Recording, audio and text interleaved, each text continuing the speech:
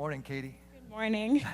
It's great to be with you today. Thanks so much for coming to Anderson Hills. Katie is the granddaughter of Joan and Alex Keller, and she has spent some time in Nepal working for an organization that is called Prison Assistance Nepal. And she was there last April when they had their earthquake, and we're going to ask her to share a little bit about that. But you know, so oftentimes we hear sermons, and we go outside, and we go home, and nothing changes. But Paul really challenged us to be world changers.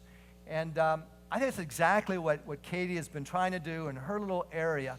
Tell us a little bit about what it's an NGO, correct? Tell us a little bit about what they do. Well, Prisoners Assistance Nepal works in the prison system, which is incredibly broken in the country of Nepal. And parents who are offenders are often forced to take their children with them into their prison cells for the duration of their sentence. So the organization that I work with, it's an NGO. We go into prisons and we rescue those children and bring them to one of our 4 homes across the country. We send them to one of our 2 schools. We give them a loving, family-like environment. We give them good food and care, and then we reorient them and return them to their communities so that they can grow up with family members. Wow. So you were there during the earthquake. What was that first day like for you?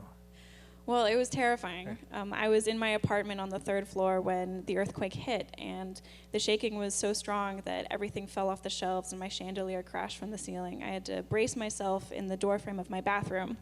And then after the earthquake, I spent the next 5 weeks in a tent camp living with the kids from our NGO. Wow. So how old are you? I'm 19. 19. Yeah.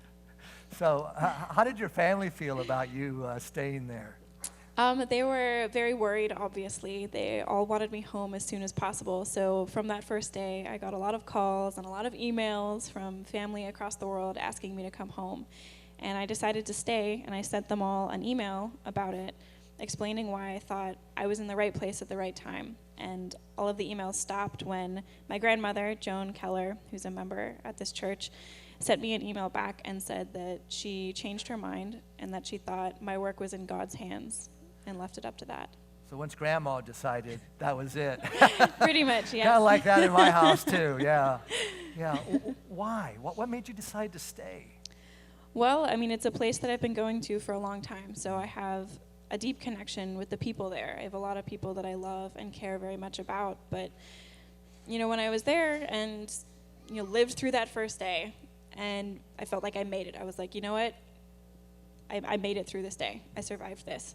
And I really did feel like God had placed me there in that place, in that time, had gotten me through that first 24 hours, and had given me the tools to raise money and to distribute relief for the next 5 weeks. And I said, you know what, if God's gotten me through this far, he's going to be with me the rest of the time.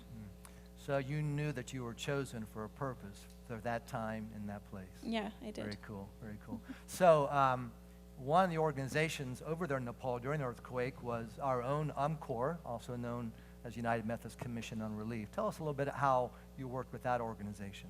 ImCore was fantastic, and you know, I didn't get to personally work with any of their outreach missions, but I did see them on the ground, and I know a lot about what they do there. ImCore has been in Nepal for over 50 years, and they were one of the first international organizations to come into the country at that time, and they run Tansen United Mission Hospital, which is near one of our children's homes. So when one of our kids gets sick, they go to an ImCore hospital. You know, and it's the absolute best medical care. So we, you know, absolutely trust their work.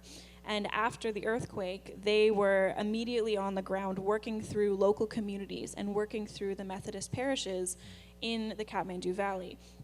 You know, 100% of every donation that is given to ImCore goes directly to that aid, and goes directly to the people in need.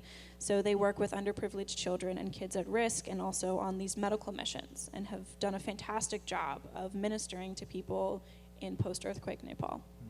Thank you. Katie, what an amazing story. The courage that it took to hang in there and stay there and to make a difference is remarkable. And your great testimony that you can be a teenager and be a world changer, right? Absolutely. I suppose so. Thank you. You can. Let's show our appreciation and love for her.